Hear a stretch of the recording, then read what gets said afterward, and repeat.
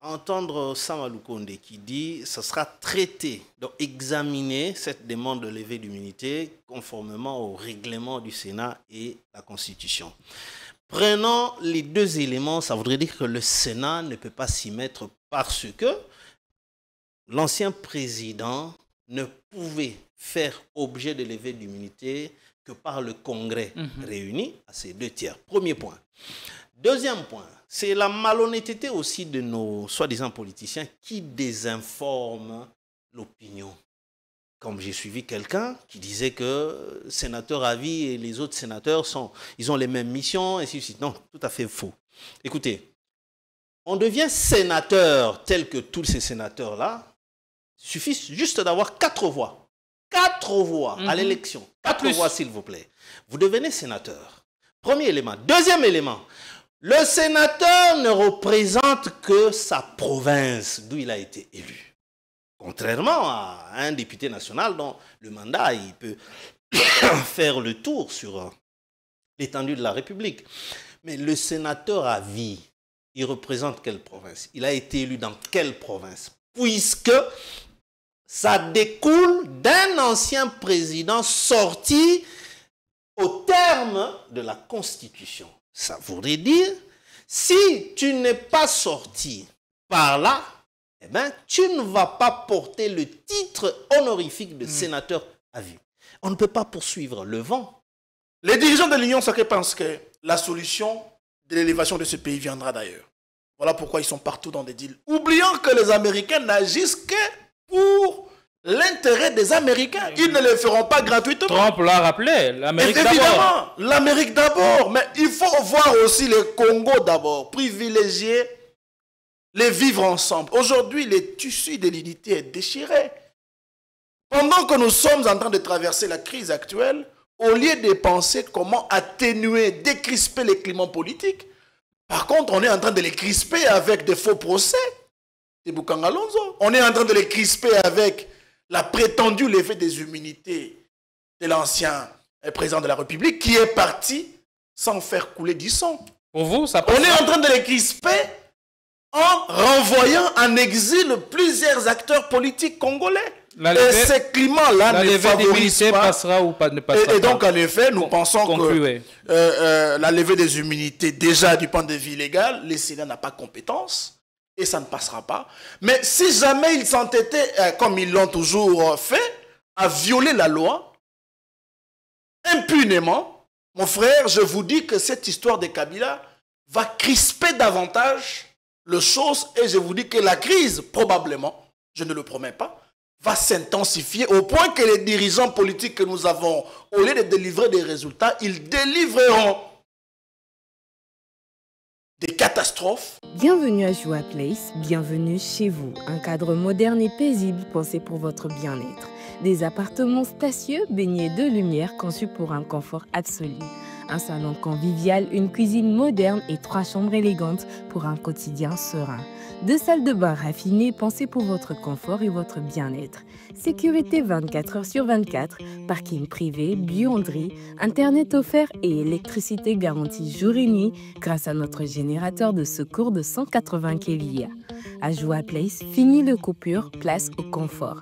Chaque détail est pensé pour faire de votre appartement un véritable havre de paix. Joua Place au numéro 7, avenue Kassai, quartier GB Ngaliema, à 3 minutes du boulevard du 30 juin, près de Mino Congo. Contactez-nous au plus 243 816 033 128. N'attendez plus, faites de Joua Place votre nouveau chez vous.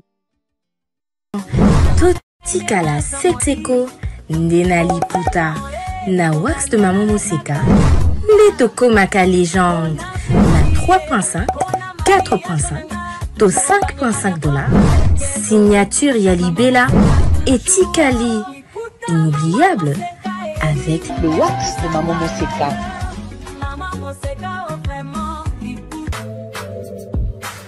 Pour un mariage chic, élégant et de haut standing, voici la salle Continental House Funa. Pour toute conférence, anniversaire, mariage et d'autres cérémonies inoubliables, c'est dans notre salle de fête qui répond aux normes internationales. La magnifique salle continentale House Funa dispose d'une capacité de 500 invités et met à votre disposition la sonorisation, la décoration, bref, tout ce qu'il vous faut pour une nouvelle expérience dans la célébration de vos événements historiques. L'hôtel continental House Funa dispose en outre d'un service et du matériel de qualité et de haute gamme.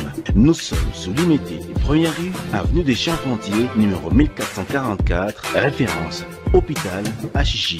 Contactez-nous au plus 243 98 21 05 741 et réalisez vos rêves avec Salle Continentale House Funa.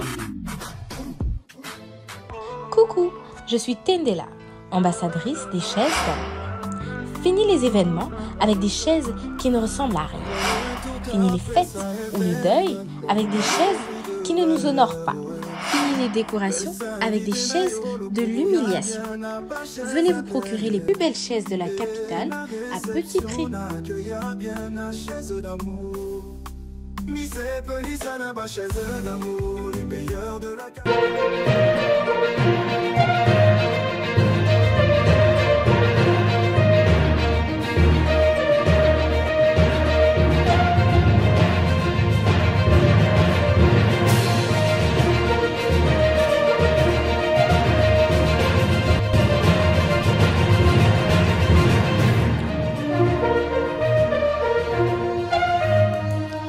Bon début de week-end à toutes et à tous. Merci de nous retrouver sur votre chaîne Politiquons, la force du détail. Nous sommes contents que vous soyez nombreux à nous renouveler votre confiance et surtout à nous écrire de temps en temps et à suivre nos différents contenus avec un intérêt pluriel.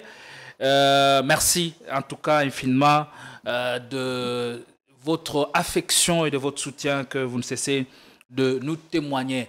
Encore en ce jour, l'actualité est brillante et même vaste. On va essayer, dans la mesure du possible, d'en parler et de dire ce qu'il faut. Beaucoup d'informations, beaucoup de révélations, mais nous allons aller à l'essentiel et dire ce qui puisse édifier la République qui traverse des moments difficiles depuis la chute de plusieurs villes dans l'est du pays, notamment Goma et Bukavu qui sont passés sous contrôle de forces obscures de la CM23.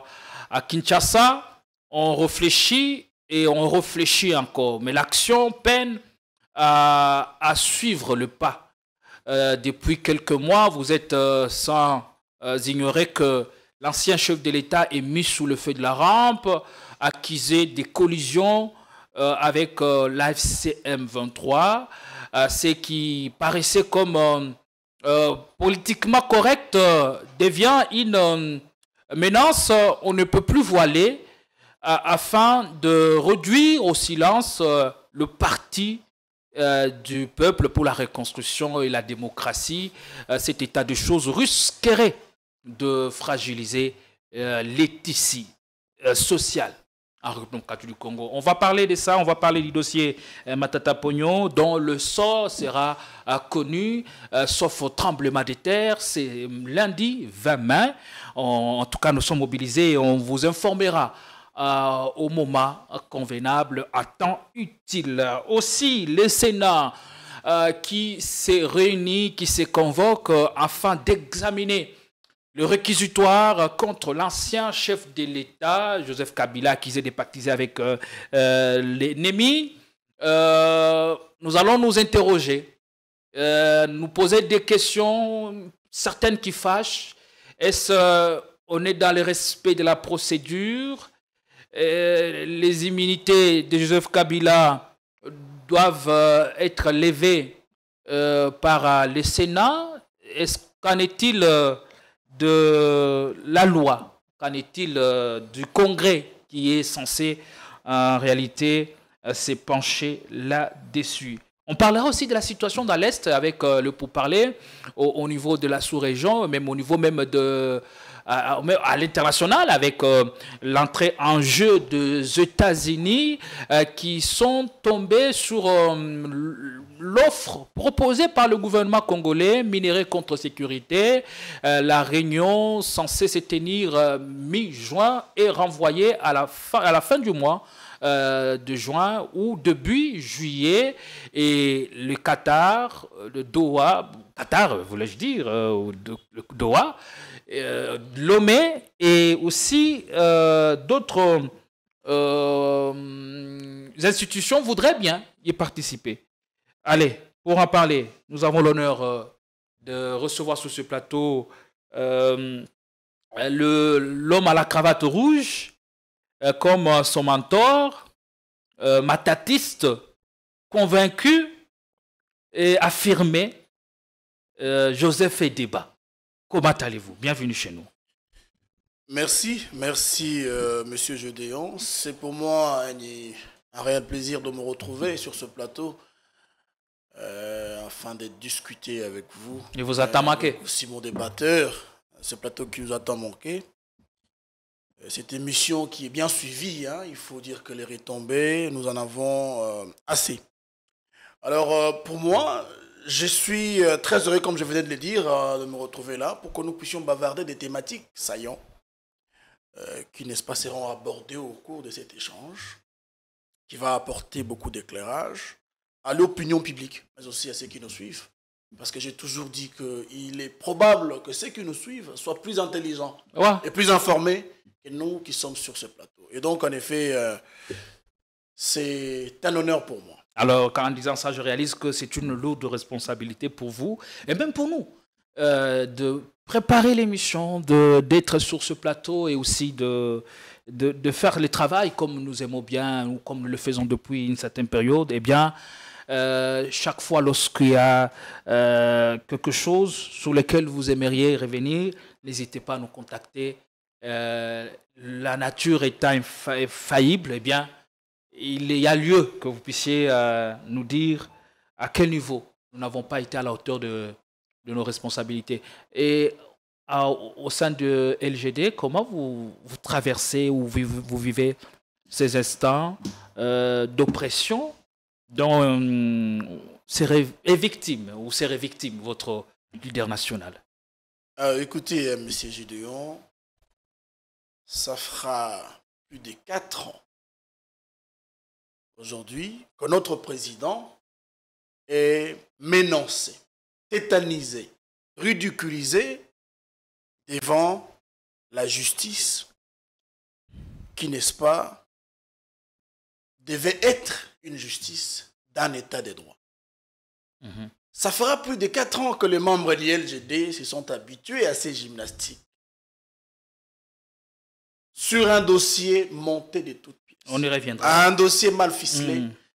Mais écoutez, nous n'avons pas baissé la dose, la motivation, parce que nous croyons à un idéal des changements, mais aussi des progrès qui arrivera essentiellement par la voie l'idée de renoncer à ces commandes ne vous traverse pas l'esprit. Écoutez, en 2 ou 3 secondes.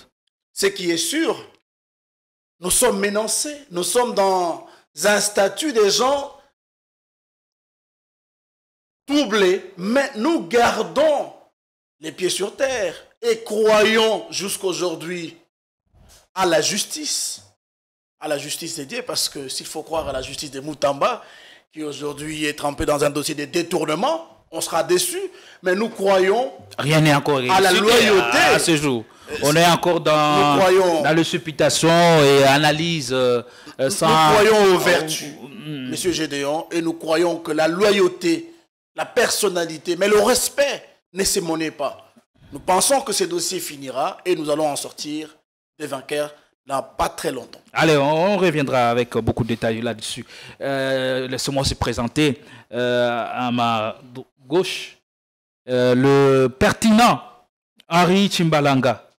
Allez, l'homme qui est toujours guidé, aidé par l'objectivité journalistique, eh bien, il ne rate pas ses interventions. Comment allez-vous? Non, je vais bien. Merci beaucoup, Gédéon. je salue Joseph parce que il y a quand même un temps assez long qu'on avait eu à échanger, à partager un même plateau. Je crois que les choses sont tellement très délicates en regardant ce qui se passe dans notre pays en ces moments précis. Et je crois que comme déjà le dossier Matata, je le prends comme ça, moi j'ai toujours relevé deux choses.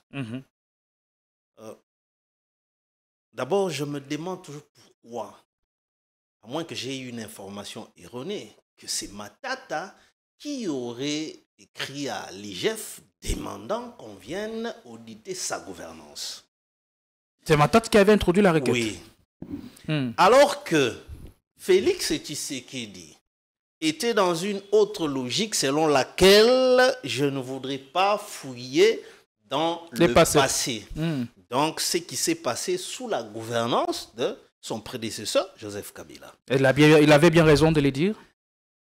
Je pense que oui, à un certain moment, parce que pour éviter quoi, quand on a besoin aussi de cimenter une nation aussi fragile que celle-ci, Nelson Mandela l'avait fait.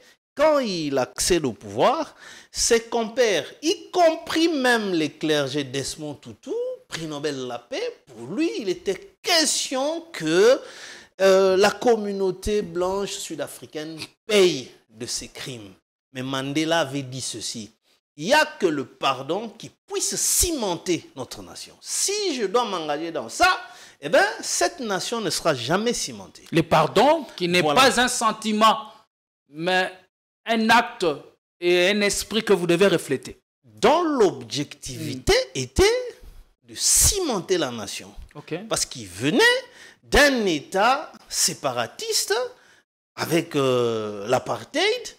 Et vous voyez, donc je pense que Matata Ponyo n'aurait pas, je ne sais pas quel était l'intérêt qu'il cherchait en appelant l'IGF à venir. Parce que maintenant, nous vivons bien de choses, de contradictions par l'organe judiciaire. Entendez la Cour constitutionnelle, qui pour autant n'est pas au-dessus des lois. Dès lors que la même Cour avait déjà s'était prononcé de son incompétence à juger cet ancien Premier ministre, que cette décision soit bonne ou mauvaise, je ne sais pas pourquoi la Cour doit se dédire. Ça fait objet de tout ça. Ça donne maintenant l'impression qu'il s'agit d'une politisation au finish.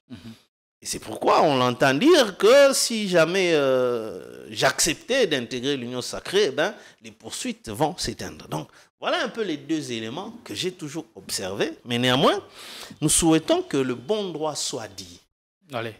Et pour en finir. Allez, nous allons prendre déjà ça comme premier dossier d'analyse. Matata, dont le sort sera connu, sauf cataclysme, lundi 20 mai. Est-il suffisamment préparé au verdict qui sera prononcé par la Haute Cour de justice? Et comment expliquer ce revirement à 90 degrés? La même Cour qui ouvre un nouveau dossier alors que c'était déclaré sous Dieudonné Kalouba incompétente de poursuivre et juger cet ancien Premier ministre. Alors, il faut éclairer aujourd'hui à l'opinion que nous sommes dans une démarche où les politiques aujourd'hui qui nous dirigent au sein de la famille politique du chef de l'État ont un objectif: déterre toutes les voix divergentes. Surtout les voix qui semblent donner de l'espoir à l'avenir de cette nation. Parce que vous savez que les nations ont développé non pas à cause des familles politiques, mais à cause des idées. Des idées novatrices, des idées de progrès. Alors, actuellement, toute voix d'intelligence qui s'élève pour s'opposer à ce régime, à ces dirigeants, est taxée des collaborateurs, tout ce que vous voulez, de ceux qui nous agressent à l'est du pays, mais aussi, ils sont taxés et mis dans un panier de ceux qui ne veulent pas l'évolution de la République démocratique du Congo. Le cas avec les dossiers Matata, c'est que nous sommes face à un déni de justice. Nous sommes face à non pas un état de droit, mais à un état de vengeance. Comme l'a rappelé l'ancien Henri Tshimbalanga tout à l'heure. Pourquoi état de vengeance? C'est le fait que Matata puisse refuser d'adhérer à la famille présidentielle du chef de l'État qui gouverne tout à l'heure le pays, qu'il est en train de subir ces calvaires d'injustice. Il faut rappeler à l'opinion que ce monsieur Matata qui a pris le courage, comme étant le premier politique de ce pays, à écrire à monsieur Jules Alinguete, qui n'est plus aujourd'hui à la tête de l'IGF, d'enquêter sur sa gestion, ne se reprochant de rien, voulant taire les rumeurs qui circulaient ça et là sur le probable détournement de Bokanga Lonzo. Mais c'est Matata a écrit à l'IGF d'enquêter non pas pendant qu'il était en train de gérer seulement comme Premier ministre, mais de descendre encore quand il fut ministre des Finances. Mais pour ne pas s'arrêter là, il faut encore enquêter pendant qu'il dirigeait les BCECO. Donc vous imaginez que l'enquête devait aller jusqu'en 2003. Qui est celui qui a demandé pareil supercherie à Jules Alinguete? Et comment Matata répond de la gestion de ce parc animalier de Bokanga-Lozo? Même si sur le fond pourrait bien être justifié, la gestion a laissé à désirer. Vous savez, mon frère, nous avons souvent tendance à nous coller les uns les autres des interprétations sans pour autant passer par la vérification des faits. Les dossiers ou bien les parcs agro-industriels n'est pas un champ saisonnier où on plante les maïs saison A, saison B. C'est une industrie agricole qui doit se mettre sur place. Et une industrie agricole ne se construit pas en 2 ans, en une année. Il faut des études menées, il faut une planification exacte, il faut les études de sol, mais aussi il faut une localisation et puis la construction des édifices. Le sous Matata, cela n'a pas été fait. Ça a été fait. Et d'ailleurs, il faut le rappeler, comme Shenzhen, en Chine, le parc agro-industriel a pour validité, je veux dire, a pour 10 ans avant pour commencer la production, mais rappelons-nous que Bokanga doit commencer par produire à 3 ans. Cependant, il faut scruter et interroger les audits qui ont été réalisés par les cabinets les mieux réputés de ce pays. Comme KPMG, comme le cabinet Ernst & Young d'audit. Vous allez voir que le résultat d'audit témoigne à suffisance qu'il y avait régularité des opérations réalisées en termes de finances, en termes d'exécution. Et quand est-ce qu'il y a eu faillite déclarée? En termes de la production, maintenant, il y a eu faillite dès lors que Matata a quitté la primature. Parce qu'aujourd'hui, nous sommes bien disposés à parler de l'insécurité à l'est de la République démocratique du Congo. Mais nous oublions l'insécurité alimentaire. Aujourd'hui, le pays est classé sur la trajectoire de ces pays qui perdent sur les 4 personnes, une personne par la faim. Donc sur 4 personnes, une personne meurt de faim. Cette insécurité alimentaire, aujourd'hui, bat son plein dans notre pays. Nous sommes dans un pays où nous avons des potentialités comme pour agricoles. Dire, la paix ou la guerre, ce n'est pas seulement les armes, le bruit des armes. Exactement. Vous l'avez bien compris et interprété en des termes clairs. Il y a aussi cette instabilité, cette insécurité en matière nutritionnelle, en matière agricole. Nous sommes dans un pays doté des capacités imaginables de sol, pouvant, n'est-ce pas, nous permettre, si nous avons un bon leadership, à nourrir, à nous auto-nourrir. Mais il faut rappeler que depuis l'indépendance, le pays n'a jamais, ou les dirigeants politiques n'ont jamais initié des activités qui vont dans le sens d'auto-nourrir la population de la République démocratique du Congo. La preuve, c'est que très récemment, les dirigeants de l'Union sacrée se sont retrouvés en 20 ou en 15 en Zambie pour rechercher les maïs, alors que nous avons les compétences de produire plus de maïs et même de les exporter. Voilà pourquoi l'initiative des parcs agro-industriels était mise en place pour un objectif clair d'autosuffire, évidemment, aux besoins nutritionnels de la population. Mais cependant, revenons sur la logique de ce projet. Mais ce projet a été exécuté. Nous avons mangé les maïs de Boukangalonzo dans cette ville. Les cantines étaient disséminées ça et là. C'était bien mentionné et je me rappelle, les vidéos existent. Mais toutes les provinces n'ont pas bénéficié de production du parc industriel de Boukangalonzo. Non, mais le parc agro-industriel Boukangalonzo n'était qu'à sa première production. Et la première production n'était que destinée à la consommation humaine. Par contre, il faut rappeler que les parcs agro-industriels n'avaient pas pour vocation seulement de produire le maïs pour les individus, mais ça devait aussi produire les aliments de base pour le bétail. Mais tout ça devait être un projet qui chemine, n'est-ce pas, qui avance. Mais pourquoi ce projet s'est arrêté? Qui est celui qui a empêché le financement de ce projet? Mais c'est aussi un projet public-privé où il y a des apports de l'État, mais aussi les apports des partenaires. Merci. Voilà pourquoi Boukangalonzo, M. Christo Grobler, le patron des African Commodities, réclame son argent auprès du gouvernement congolais jusqu'à aujourd'hui qui n'a pas été remboursé. Allez, merci. Henri Chimbalanga, on aura le temps de vous écouter. Ce parc industriel de Boukangalonzo qui a suscité beaucoup d'espoir au début. Comment s'est-il arrêté et qui en est le véritable responsable? Est-ce Matata? Je pense qu'un parc, en réalité, sa gestion ne relève pas d'un Premier ministre. Vous voyez, à moins qu'il y ait une autre organisation. Parce que je sache, ce n'est pas au Premier ministre de gérer un parc agroalimentaire, soit-il. Mais de toutes les façons, la faillite a été constatée. Moi, je pense qu'il serait de bon aloi que la justice en soit véritablement une pour déterminer les responsabilités, pour dégager les causes profondes et réelles de cette faillite-là. Et comme ça, de là, alors ça peut remonter maintenant, parce qu'en établissant les acteurs principaux dans la gestion directe de ce parc, là, on aura des donnes claires qui seront vraiment épargnées des influences les acteurs principaux, comme qui? Le directeur général qui avait dans ses attributions la gestion du dit parc. Mais absolument, je pense que dans toute chose, il faut d'abord recourir aux principes pour éviter d'être beaucoup plus sentimental.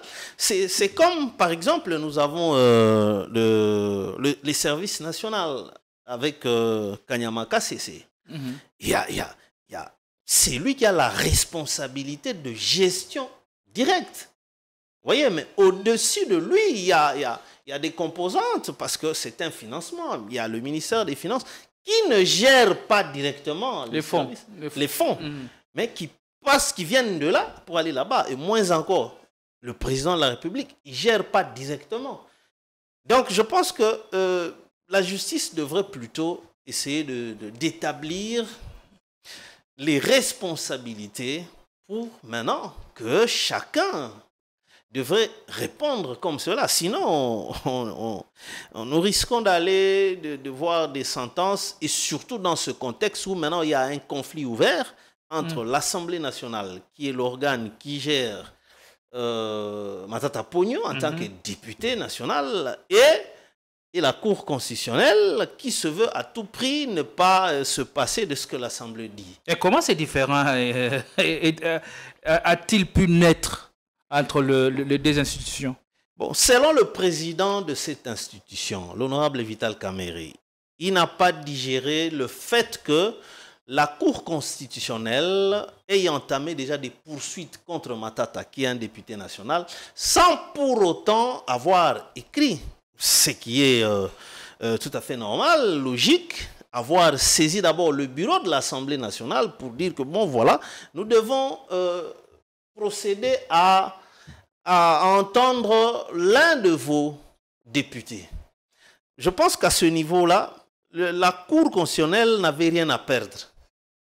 Vous voyez, n'avait rien à perdre parce que regardez, nous sommes dans une situation telle que il y a à gauche, à droite, on doit être pris au sérieux par l'extérieur et finalement, avec tout ce qui se passe, ceux qui doivent venir investir, ils ont encore des doutes. Ils doivent se réserver au regard de tout ce qui se passe. Vous voyez, et ça se répercute même là où on dit il y a des négociations entre Washington, Rwanda, et ainsi de suite. Vous allez constater qu'il y a plus de conditionnalité pour la RDC que le Rwanda. Washington vient de signer successivement 2 accords avec le Rwanda.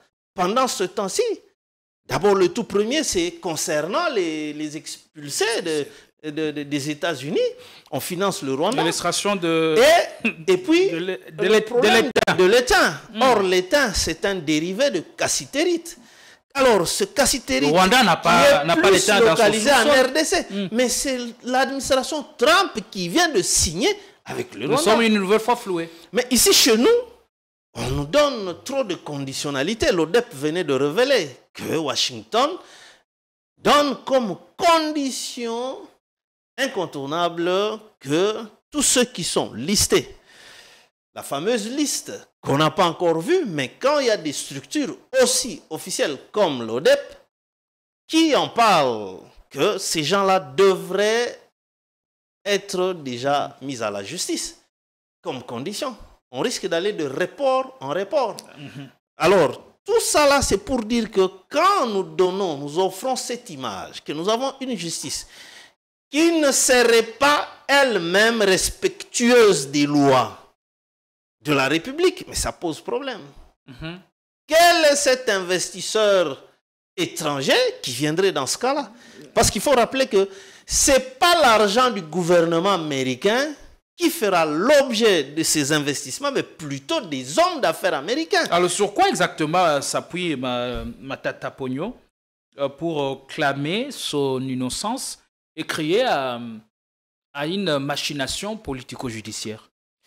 Bon, Matata Ponyo, d'abord, selon lui, comme je venais de dire ici, il dit que ce n'était pas lui le Premier ministre qui gérait le parc.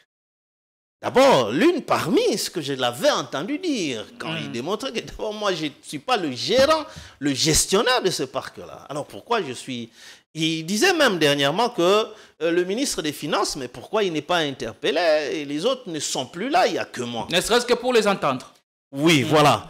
Tant que le procès continue, vous ne voulez pas respecter le premier verdict rendu par la même cour, eh bien, je devrais me retrouver ensemble avec ceux-là qui étaient là. Vous voyez, donc, il donne des éléments, selon lui, lui donne cet aspect-là ou cette conviction qu'il s'agit d'un acharnement politique. Alors, c'est pourquoi je dirais que, attendons voir le 20, si la Cour va véritablement aller au-delà ou se passer des considérations politiques, eh ben, ce sera une bonne chose. Allez, parlons du rôle de l'Assemblée nationale dans ces dossiers. Le Parlement ou l'Assemblée nationale serait dans une sorte où se présenterait en sauvetage à Matata Ponyo, où on est dans le respect de loi, voilà. On doit saisir le Parlement avant d'interpeller ou d'entendre l'ancien Premier ministre. Mais les dossiers, nous le savons, n'a pas commencé que quand Matata est devenu député. C'est bien avant. Comment vous expliquez un peu cela? Monsieur Gédéon, aujourd'hui, même les étudiants qui sont en première année de droit comprennent qu'il y a un acharnement sur M. Matata comme ancien Premier ministre de ce pays. Il faut rappeler que ce dossier Bukanga Lonzo, n'est-ce pas, joue sur le rôle qu'a joué M. Matata comme ancien Premier ministre de ce pays. Mais il faut commencer par rappeler les violations de nos lois. Parce que ce soit les juges de la Cour constitutionnelle, que ce soit les sénateurs, que ce soit la Cour de cassation, la Cour constitutionnelle, tous nous sommes régis par la loi mère. Mais que dit la loi mère en fonction de, n'est-ce pas, juger un président et un premier ministre? Parce qu'il a été prévu dans la Constitution, en son article 164, que la Cour constitutionnelle en matière de droit pénal est les juges compétents censés, n'est-ce pas, connaître et juger un président en fonction et un premier ministre. C'est là, en passant par la procédure exigée, qui passe par les congrès, l'autorisation du congrès à lever les immunités d'un président de la République et d'un premier ministre. Mais cependant, la même Constitution a prévu la sanction en son article 167 pour dire que si la Cour arrive à suivre la procédure d'enlever des immunités d'un président et d'un premier ministre et qu'à la fin ils sont jugés coupables pour les faits, le reprocher, les faits de droit pénal, le reprocher, la sanction qui est réservée, c'est la sanction de la déchéance. Le constituant n'a pas prévu comment la loi fondamentale doit procéder pour juger un ancien premier ministre et un ancien président. Il faut rappeler que Joseph Kabila, comme ancien président de la République, et Matata Ponyo, comme ancien premier ministre, n'ont pas de juges naturels. Ça n'a pas été prévu par la loi. Mais il faut rappeler aussi que quand la Constitution se faisait valider, Matata Ponyo ne l'a pas écrit. Matata Ponyo, il n'était même pas dans le gouvernement. Il était à l'époque, je vous rappelle, directeur général de BESECO. Mais cependant, l'application de ces lois-là, aujourd'hui, c'est un grand problème parce que ici, nous sommes devant la plus haute cour de notre pays. Vous savez, les amusements pouvaient se faire dans des instances inférieures, on pouvait comprendre, mais non pas à la Cour constitutionnelle qui a pour responsabilité, non pas de légiférer, mais d'interpréter les lois. Alors, si la Cour constitutionnelle choisit de violer lui-même les principes de non bis in idem, qui dit qu'on ne peut pas juger une même personne deux fois pour le même fait. Bon, vous voulez que nous puissions interpréter cela comme quoi? N'est-ce pas ça la violation? N'est-ce pas ça l'acharnement? On a ouvert un nouveau dossier. Avançons. Mais dans ce dossier, de Kalouba. Attendez, il faut rappeler que dès l'entame de ce dossier, il y a eu cumulation des violations de la Constitution. Tout ça parce qu'on voulait créer un environnement de circonstances spécifiques pour atteindre M. Matata. Mais il faut rappeler que M. Matata n'est pas le seul ancien premier ministre de ce pays. Il n'y a pas que eu le projet parc agro-industriel comme projet qui n'a pas réussi valablement sous la gouvernance de Joseph Kabila. Mais pourquoi on s'attaque seulement à lui? C'est parce que je vous révèle, Félix Antoine Tshisekedi sait qu'en Matata, il y a celui capable de lui remplacer demain à la tête du pays. Refusant alors de travailler ensemble avec la famille politique du chef de l'État, il le trouve comme un obstacle capable et disponible autour de lui à lui remplacer. Voilà pourquoi on manigance tout pour l'attendre. Mais il faut rappeler que nulle part, que ce soit au Sénat, que ce soit aujourd'hui à l'Assemblée nationale, les immunités de Matata ont été levées pour le dossier parc agro-industriel. Vous savez, en droit pénal, il est de principe que nous puissions respecter la procédure. Et le sort si la procédure n'est pas respectée, c'est-à-dire qu'on n'a même pas le temps d'attendre qu'on n'a pas levé ces immunités. Les immunités de Matata n'ont pas été levées. Voilà pourquoi aujourd'hui, encore une fois, l'Assemblée nationale rappelle à ceux qui, n'est-ce pas, ont la responsabilité d'ailleurs de rappeler aux autres les lois, qu'ils sont en train de violer la Constitution. C'est dommage parce que c'est comme la sentinelle est en train de permettre à ce que le voleur puisse rentrer. Mais aussi, il faut préciser une chose. Il faut préciser une chose. La Cour constitutionnelle ne peut pas se dédire. Pourquoi? Il y a un arrêt rendu par la même Cour constitutionnelle à l'époque avec le président, juge-président Kalouba, mais aussi avec le même bureau dont M. Kamouleta figurait. La décision de la Cour de la fois passée n'était pas promulguée, n'était pas dit sans le contre-seing de Kamouleta. Donc disons que Kamouleta hier était sous sommeil Kamoul était hier, peut-être, il avait bu pour ne pas se retrouver en train de signer un document qui ne respectait pas les lois. Alors, cet arrêt-là a été dit le 15 novembre 2021. Un arrêt rendu par la Cour constitutionnelle au nom du chef de l'État, au nom de la population congolaise, mais aussi inscrit au journal officiel. Comment la plus haute cour peut revenir sur son arrêt rendu alors qu'il est dit que les arrêts de la Cour constitutionnelle ne sont susceptibles à aucun recours. C'est-à-dire que même les juges qui le disent ne peuvent plus revenir. Et donc, nous sommes surpris qu'aujourd'hui, qu'il y ait banalisation de choses au point que la Cour constitutionnelle torpille à elle-même la loi mère. Donc, c'est comme ça que nous vous disons que dans ce procès, il n'y a que l'acharnement politique parce qu'on a pris la Constitution, on a passé des côtés et on veut juger en violation de toute procédure, Monsieur Matata, parce qu'il faut prouver au monde que toute la mégestion du régime actuel se repose sur les épaules de Monsieur Matata. Merci beaucoup. On va prendre le deuxième sujet de l'émission.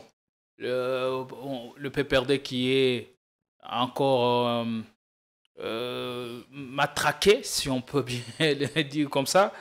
L'inexorable offensive du pouvoir politique à l'encontre du PPRD se poursuit avec une vigueur implacable après une suspension émaillée entachée de quelques irrégularités.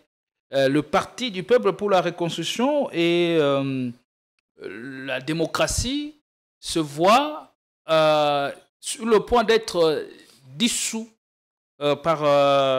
après la requête en dissolution du gouvernement congolais introduite au niveau du parquet près la Cour constitutionnelle.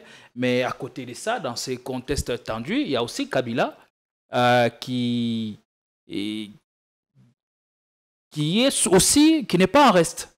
Le Sénat qui s'est réuni veut lever les immunités de l'ancien chef de l'État.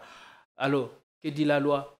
Est-ce le respect de la loi ou on est dans la loi du plus fort? Je sais que nous avons un sérieux problème dans notre pays. On a finalement des gouvernances qui se succèdent, mais qui n'obéissent pas à cette objectivité-là, reposant sur l'établissement d'une société normative, donc une société qui ne fonctionne qu'au respect des lois, des règlements. Parce que pour parler nation, il n'y a que 3 éléments, pas beaucoup. Vous avez le territoire, qui est l'élément premier. Vous avez la population et les lois de la République. Ce sont les 3 éléments qui font. Mais maintenant, nous sommes dans un cas de figure tel que l'élément clé qui organise l'interpénétration de tous ces 3-là, entendez, peuple, territoire et loi, c'est les 3-là pour former l'État, ce sont les lois. Mais maintenant que nos lois ne sont jamais respectées dans cette République, nous n'arrivons pas à se débarrasser de cette mentalité qui nous avait été imprimée par le maréchal Mobutu. D'où on a commencé cette habitude-là que, en lingala, on dit règlement izalakana munoko mokonzi. Donc, c'est ce que dit le chef. La parole du chef vaut force de loi. Mais alors, et nos lois, alors pourquoi ça nous a coûté? On légifère au Parlement. Ces gens-là touchent beaucoup d'argent, nous coûtent trop d'argent à la République. Mais pour quelle fin? Ça ne fonctionne pas.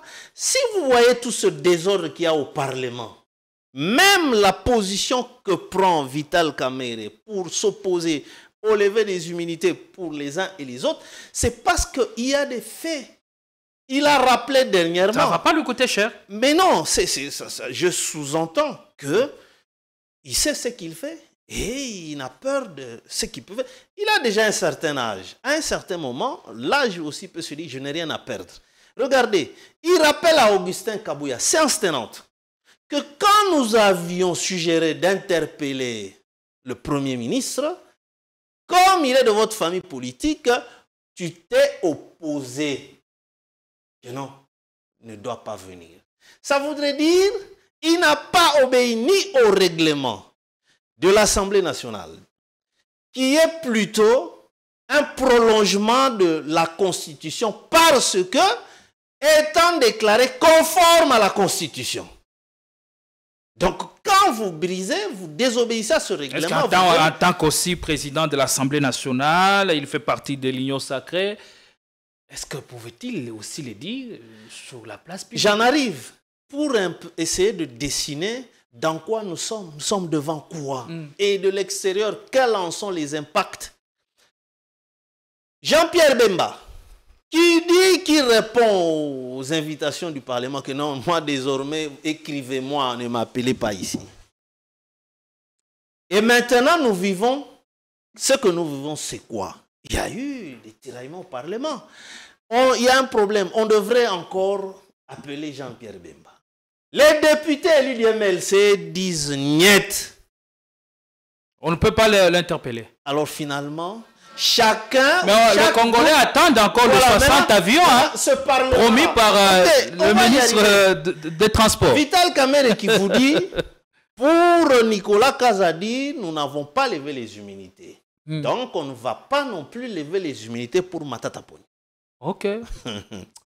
Vous comprenez maintenant, ça devient quoi? Ce n'est plus un Parlement national, ça devient un endroit où chaque groupuscule protège, je ne sais pas, intérêts. Les intérêts ou les individus.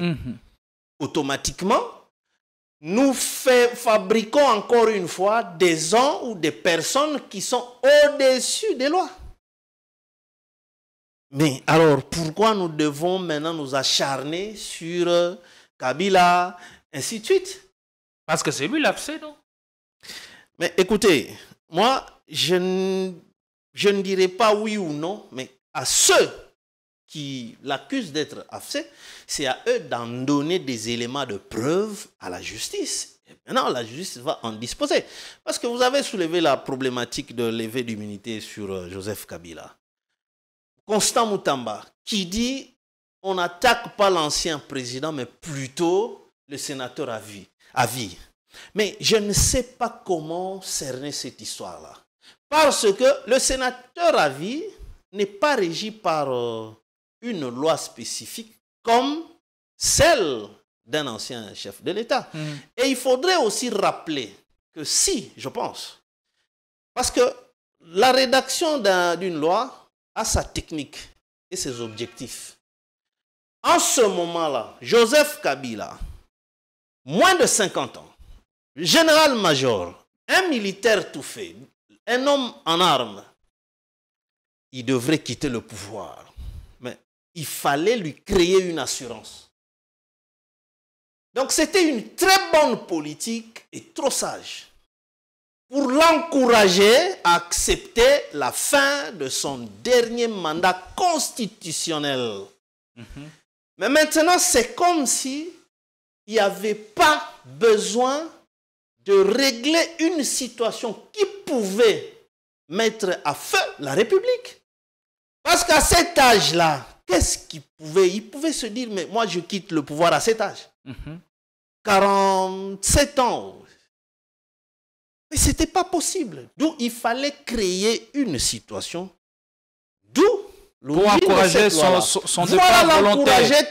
Parce qu'en Afrique, la plupart de présidents, de chefs d'État refusent de partir parce qu'ils ne savent pas à quoi ils seront confrontés demain. La République va continuer à vous entretenir en tant que tel parce que vous serez sorti par la grande porte. Et cette sortie-là lui a valu beaucoup de considération. Regardez dans l'Afrique australe, tous les présidents dans ces pays-là, jusque ce jour, comment ils reçoivent, ils traitent la personne. Et quelles sont les relations, parlant de ça, les relations de Kinshasa avec d'autres pays, des pays voisins, comme des pays qui sont sur le continent? Parce que si on a de preuves que Kabila c'est l'AFC, on n'a qu'à le présenter dans ces pays-là pour obtenir peut-être le rapatriement de ces derniers et qu'ils répondent de ces actes. Ces pays-là, malheureusement, il y a lieu de voir et de relever que ces pays-là n'ont pas de confiance en la RDC. Regardez, commençons par tous les pays de l'EAC. Quelle est leur déclaration directe? Où Ruto ne s'en cache pas. Regardez la SADC. On comptait plus sur l'influence de l'Afrique du Sud. Mais il n'y a même pas 3 jours. L'Afrique du Sud, maintenant, ça retourne au mariage avec le Rwanda de Kagame. Et maintenant, qu'est-ce que nous pouvons attendre maintenant de tous ces pays-là? Mais vous le dites, Joseph Kabila est dans ces pays-là. Il descend en Namibie. Vous avez des troupes d'honneur. Il va au Zimbabwe devant une foule. La dame de l'ancienne première dame qui s'agenouille pour saluer Joseph Kabila. Ce n'est pas à dire que c'est dans leur culture, parce que tous ceux qui sont là, elle ne les a pas salués de cette façon-là.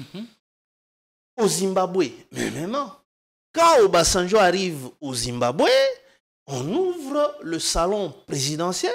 C'est là où ils ont passé plusieurs heures avec Joseph Kabila. Ça voudrait dire que ces pays-là auxquels vous avez fait allusion, moi, je ne pense pas qu'ils nous considèrent. Regardez l'Ouganda. Mais l'Ouganda se joue de la RDC. Donc, il y a une sorte de méfiance qui s'est créée. Est-ce que ce n'est pas ce qui pousserait peut-être Tshisekedi à préférer ou à se rabattre sur la médiation des USA que sur la médiation de l'Union africaine avec Lomé et des facilitateurs désignés par l'Union africaine à l'image, par exemple, comme Obasanjo, comme exemple, et tant d'autres, qui gardent des souvenirs d'excellentes relations avec Kabila. En 1 minute, et puis on va... Oui, je pense que Félix Tshisekedi, dans sa stratégie, il a compris lui-même que l'Union africaine, quand ils vont même dans des pourparlers, personne ne condamne le Rwanda. C'est pourquoi il a trouvé mieux de se projeter vers les États-Unis dans le souci d'avoir plus puissant que l'Union africaine. Mais ça capote parce que tout ce que fait l'Union africaine n'a pas ses propres moyens. C'est l'Union européenne, y compris les États-Unis. Parce que nos dirigeants ne contribuent pas. Obasanjo se promène avec un avion, lui, affrété par l'Union africaine. Ce n'est pas son propre argent. Mais voyez les États-Unis maintenant. Ils sont là-bas à Doha, non seulement pour la cause... L'Union européenne dicte même les orientations à prendre. Mais ils sont venus ici, le Belge qui est venu voir Félix Tshisekedi. Mais il est clair, il lui parle de Kabila, entre autres, que vous devez trouver un climat de paix entre vous et Joseph Kabila.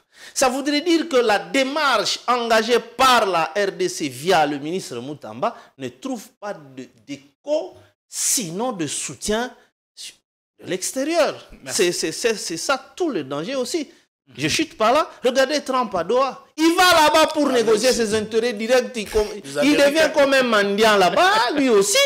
Et on lui offre un Boeing d'une valeur de 400 millions de dollars.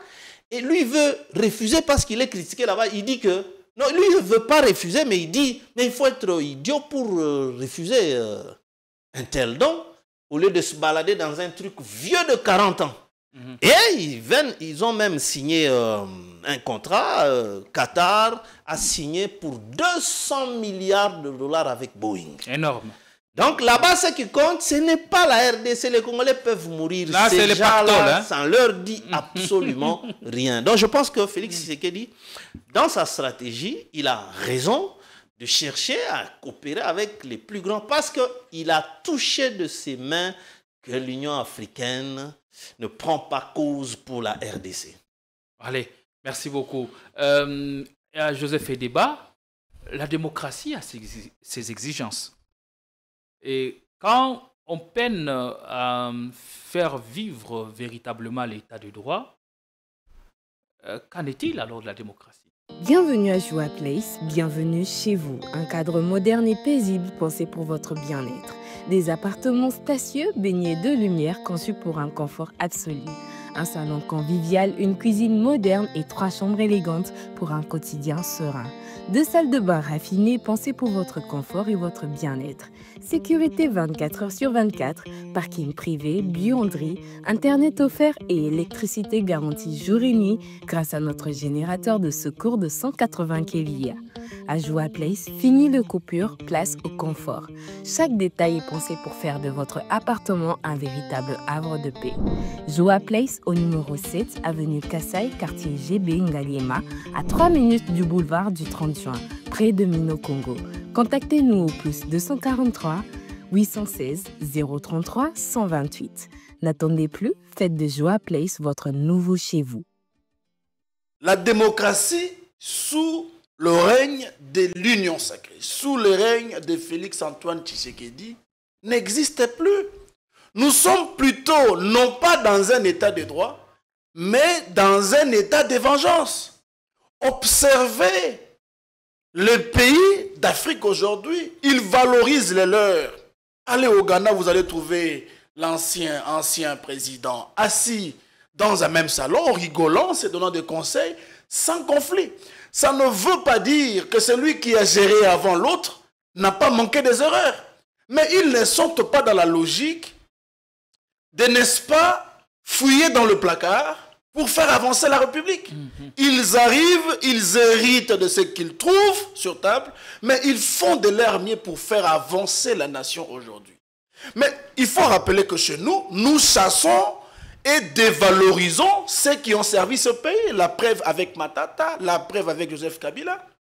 Matata est bien accueilli partout dans le monde. Il est considéré comme étant un bon dirigeant, un bon gouvernant. Il a une très bonne aura à l'international. À l'international, qui a produit de résultats axés sur le développement de notre nation. Les bases ont été posées. Joseph Kabila, à l'époque, est aujourd'hui considéré en Afrique comme étant le jeune dirigeant africain qui a su, n'est-ce pas, bien guider ses ambitions pour laisser les pouvoirs jeunes. Mon ancien ici a rappelé que Kabila n'avait que 47 ans. Kabila avait l'armée. Kabila était général-major. Kabila avait les banques. Kabila avait tout ce qui était nécessaire pour s'imposer à un 3e mandat. On doit rappeler ici qu'au Cameroun, le président Paul Biya, aujourd'hui, a combien d'années? Il faut voir en face de nous, traversant le fleuve, que Denis Sassou Nguesso a quel âge? Mais Kabila a su laisser les pouvoirs avec toute capacité, avec toute intelligence qu'il avait. Parce qu'il faut rappeler que la sagesse dont Kabila avait et s'approchait, n'est-ce pas, à entretenir à ses 50 ans, ne pouvait peut-être pas ressembler à ce qu'il était avant. Mais il a opté laisser le pouvoir et partir, ce qui ne se fait généralement pas dans la coutume africaine. Au sein de l'opinion qu'il a réduit ses ambitions à la baisse à cause de la rue qui a grondé et la rue qu'il a balayée. C'est comme ça qu'il a renoncé à son projet de s'éterniser au pouvoir. Je pense qu'il faut que nous puissions être clairs. Personne n'a imposé à Kabila forcément de le seul au pouvoir. Parce que ces revendications se faisaient où, à Kinshasa? Avec l'Église catholique, qui était prêt à, encore une fois, assurer les bons offices. Non, Kabila avait un plan, mais il ne voulait pas le révéler. C'est ce qui a créé des tensions. Mais Kabila a dit que je vais respecter la Constitution. Qui l'a cru? Qui l'a cru? Mais cependant, nous avons vu des gens qui ont milité pour le respect de la Constitution, l'accuser, l'insulter et chercher même à le changer, non pas à le reviser, aujourd'hui sous le règne de ceux qui nous gouvernent. Et donc, en effet, mon frère, c'est bien dommage que nous puissions penser que la solution de nos problèmes à l'interne proviendra des États-Unis. Les États-Unis n'agissent que sur la lignée des intérêts des Américains. Nous sommes sous la levée. La preuve, c'est que nous sommes sous la levée limitée de Kabila. Trump ailleurs. Quelles en peuvent être partout. les conséquences politiques? Non, mais la levée des immunités, puisque nous en parlons. Moutamba avec la démarche engagée, mais c'est de l'irrégularité en irrégularité. Le Sénat n'a pas compétence à lever les immunités d'un ancien président de la République. Je vous ai rappelé ici, quand je parlais de Matata, que la loi n'a jamais prévu les juges naturels d'un ancien président de la République. Et vous ne pouvez pas, sur des bases non légales, saisir le Sénat. Le Sénat n'a pas pour compétence d'élever les immunités d'un ancien président de la République. Parce que le titre du sénateur à vie n'est pas un titre issu des élections. C'est un titre d'honneur qui est lié, cumulatif à la fonction assumée jadis comme président de la République. Et donc, en effet, c'est vraiment une cacophonie, mais c'est aussi une irrégularité, voire, comme je vous ai dit, qu'il n'y a pas le respect de la procédure. Parce que si on devait respecter la procédure, il fallait commencer par fournir de preuves. Kabila a dit à ces gens que la prochaine fois que quelqu'un vous dira que je suis derrière le mouvement rebelle à l'est du pays, il faut lui demander les preuves. Parce qu'en droit pénal, il incombe à celui qui allègue le fait d'en fournir le preuve. Mais quelqu'un me dit aussi les preuves sont immatérielles. Non, mais quelqu'un sur ce plateau. Attendez, quelqu'un, je ne sais pas qui est celui qui a dit ça, mais nous sommes au pénal. Il faut avoir des preuves tangibles qui attestent la relation que quelqu'un aurait avec le mouvement rebelle à l'est du pays. Attendez, il faut aussi dire que les membres de l'UDPS ont dit que Kabouya était en connivence avec les M23. C'était un Rwandais. Il fallait aussi amener des preuves.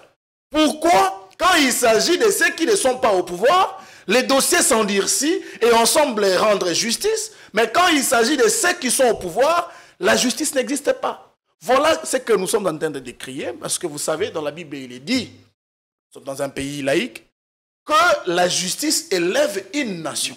Et tant qu'il n'y a pas de justice équitable, tant qu'il n'y a pas de justice, n'est-ce pas, qui respecte la loi, on aura difficulté à faire un bond de progrès. Pourquoi? Pour qu'il y ait investissement, il faut qu'il y ait une base juridique assise. Il faut qu'il y ait un environnement de justice qui favorise l'investissement. Il faut qu'il y ait un environnement assaini de la justice qui protège les investisseurs. Mais tant qu'il n'y a pas de justice dans ce pays, vous pouvez imaginer qu'il y ait des investisseurs qui viennent, n'est-ce pas, jeter de l'argent comme ça, alors que d'ailleurs, il faut le préciser, il n'y a pas de paix en matière sécuritaire.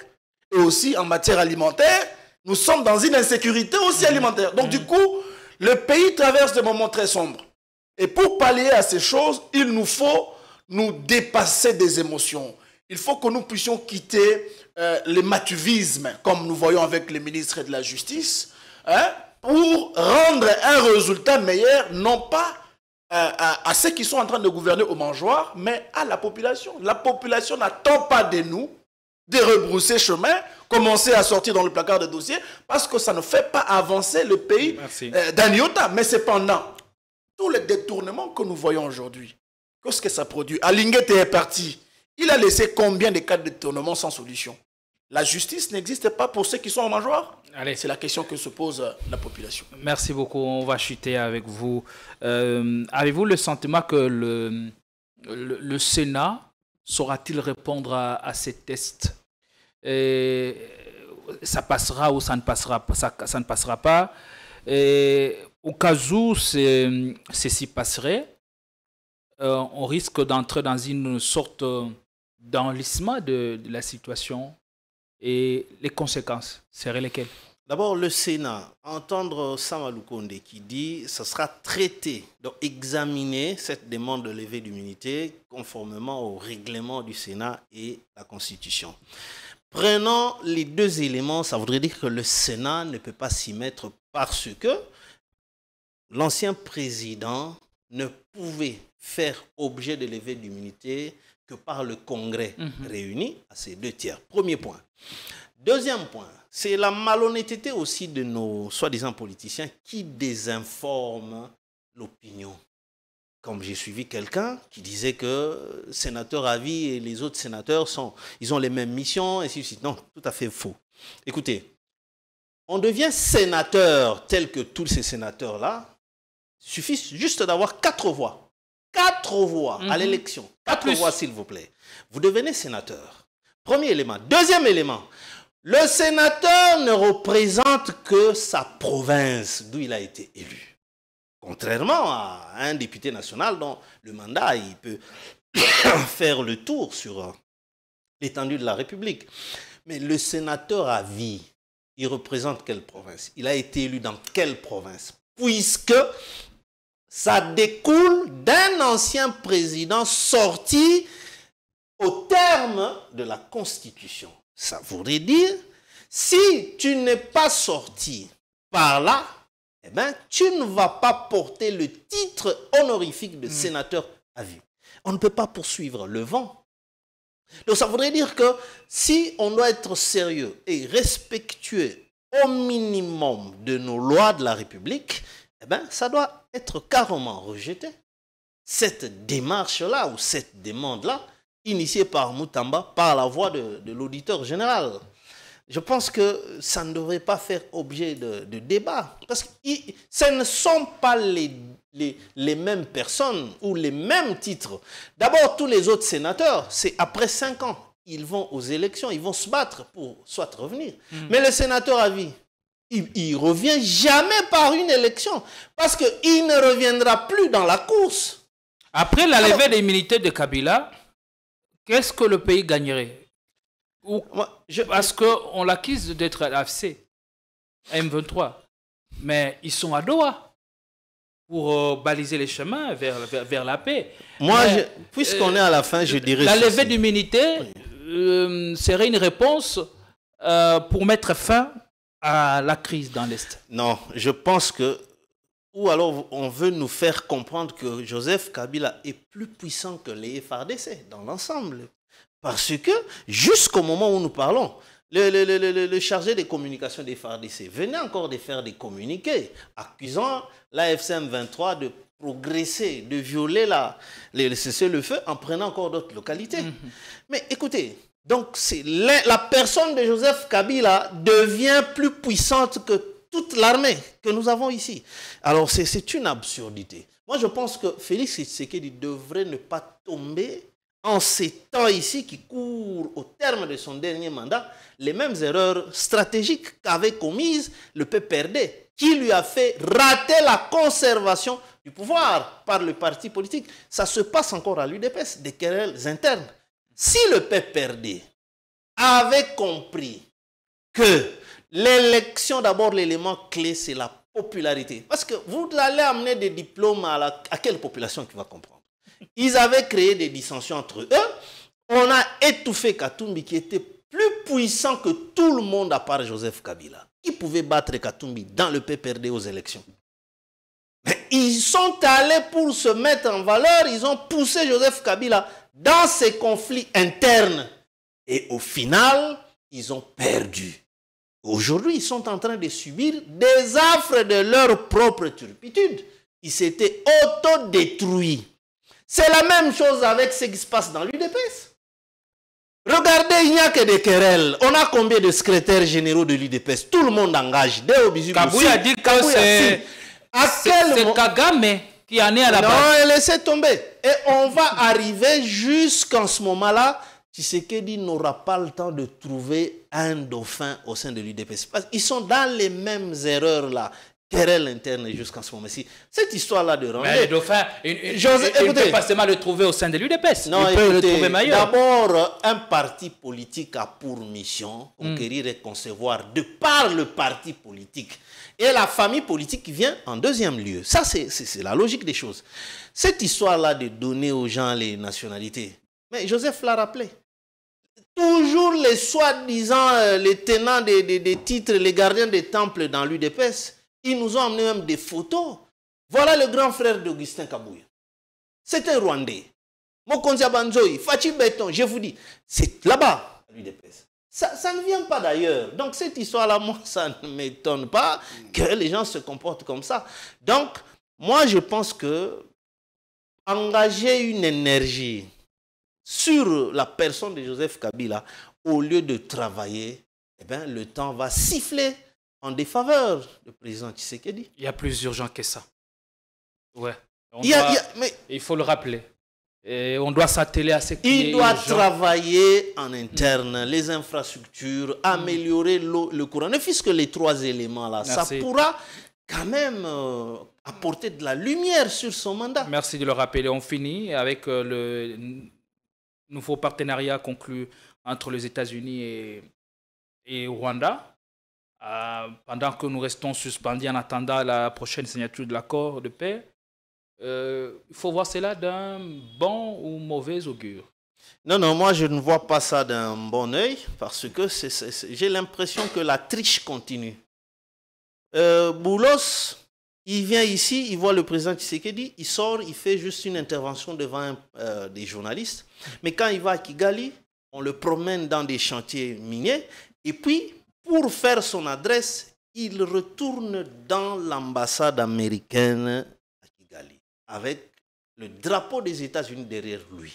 Et quand il fait des messages, ce sont des éloges sur le leadership de Kagame, tout en reconnaissant les nombreux investisseurs américains qui sont là-bas. Et maintenant, la suite, nous les voyons continuer à signer avec Kagame. Pourtant, on nous a fait croire que Kagame est abandonné par tous. Mais qui sont ceux tous-là qui l'ont abandonné alors qu'ils continuent à signer des contrats avec l'État? Mais c'est l'État. Cassiterit, c'est chez nous. Donc, indirectement, vous vous entêtez encore, Kagame, vous là-bas, l'administration Trump, à continuer à vous fournir de l'étain via la cassitérite congolaise, il faut le dire. Alors, donc, on ne sera jamais sorti dans ça. Que Tshisekedi, que le président Félix Tshisekedi prenne les choses d'un autre œil. On doit se rabattre sur nous-mêmes, cherchons comment développer la capacité à défendre notre territoire national. Sinon, avec tout ça là, tantôt on continue à fournir Kagame, on signe, mais nous, on ne fait que attendre. C'est la 40e fois qu'ils ont maintenant reporté. Alors ça dit beaucoup. C'est dangereux? Oui, c'est dangereux parce que, non, mais il y a urgence ou pas. Si nous pensons, ou si le président Tshisekedi pense que avec ce deal-là, il a la garantie d'avoir la paix. Mais on doit reporter. Donc pour eux, il n'y a pas urgence. Mais il y a urgence à signer avec Kagame, comme ils l'ont fait par deux fois. Comment tirer opportunité de ces sursis accordés et aussi les nouveaux partenariats entre États-Unis et Rwanda. Et n'oublions pas que nous avons soumis une offre à l'administration Trump. Qu'est-ce qui pourrait aujourd'hui suffire à ramener les USA sur la table de négociation et faire en sorte que le pays de l'oncle Sam se batte à nos côtés? Et c'est l'offre qu'on leur a présentée serait tenable ou alléchante? Mais écoutez, mon frère, tant que Félix-Antoine Tshisekedi ne va pas se battre pour ramener sur la table la classe politique congolaise, tant que le président de la République imaginera que le rétablissement de la paix à l'est du pays sera conditionné par les deals, il faut le dire, entretenus ça et là, à Doha, au Togo, en Angola, au Kenya, aux États-Unis, nous allons demeurer dans cette situation où l'UDPS va finir son mandat sans rien délivrer comme résultat à la population. Le grand combat du régime devait être celui de, n'est-ce pas, réunir les intelligences congolaises. Nous avons vécu ces choses dans le passé. Mais les dirigeants politiques ont opté pour la voie d'ailleurs, la glorieuse, de réunir tous les Congolais et de discuter des causes profondes, de l'insécurité, des causes profondes, du leadership et de la gouvernance du pays. C'est ce qui a occasionné à ce que nous puissions faire un bon et fisc de progrès, jadis. Mais si nous reproduisons le même bêtise aujourd'hui et pensons qu'il y aura solution, c'est qu'on a oublié les repères. Cependant, moi je vais dire ici en toute clarté que ce n'est pas les États-Unis qui viendra restaurer la paix du pays. Ce n'est pas la recomposition du gouvernement à l'union sacrée, de par les consultations de l'union sacrée, qui produira, n'est-ce pas, de résultats rétablissant la paix à l'est du pays. Pour qu'il y ait rétablissement de la paix, il faut, comme je vous ai dit, que nous puissions respecter ces conditionnalités. Joseph Kabila a conseillé que la première des choses qu'on a pu faire à l'époque, c'était de demander aux armées étrangères de rentrer chez eux et de nous laisser, entre Congolais, discuter et voir ce que nous pouvons faire au mieux pour, n'est-ce pas, mettre sur place une dynamique qui guidera le pays vers son développement. C'est ce qui a été fait. Mais actuellement, les dirigeants de l'Union sacrée pensent que la solution de l'élévation de ce pays viendra d'ailleurs. Voilà pourquoi ils sont partout dans des deals. Oubliant que les Américains n'agissent que pour l'intérêt des Américains. Ils ne le feront pas gratuitement. Trump l'a rappelé, l'Amérique d'abord. Évidemment, l'Amérique d'abord. Mais il faut voir aussi le Congo d'abord. Privilégier les vivre ensemble. Aujourd'hui, le tissu de l'unité est déchiré. Pendant que nous sommes en train de traverser la crise actuelle, au lieu de penser comment atténuer, décrisper les climats politiques, par contre, on est en train de les crisper avec des faux procès. C'est Boukan Alonso. On est en train de les crisper avec la prétendue levée des immunités de l'ancien président de la République qui est parti sans faire couler du sang. Pour vous, ça On est en train de les crisper en renvoyant en exil plusieurs acteurs politiques congolais. Et ces climats-là ne favorisent pas. Passera ou pas, ne passera pas. Et donc, en effet, nous pensons que la levée des immunités, déjà du point de vue légal, le Sénat n'a pas compétence et ça ne passera pas. Mais si jamais ils s'entêtaient, comme ils l'ont toujours fait, à violer la loi, impunément, mon frère, je vous dis que cette histoire de Kabila va crisper davantage les choses et je vous dis que la crise, probablement, je ne le promets pas, va s'intensifier au point que les dirigeants politiques que nous avons, au lieu de délivrer des résultats, ils délivreront des catastrophes parce qu'il y aura évidemment peut-être bain de sang. Donc au lieu de nous concentrer à voir ce que nous pouvons faire maintenant pour l'avenir, les dirigeants politiques de l'Union sacrée se concentrent à attaquer les gens qui ont géré hier. Merci. Qu'est-ce que ça peut apporter au progrès de ce pays aujourd'hui?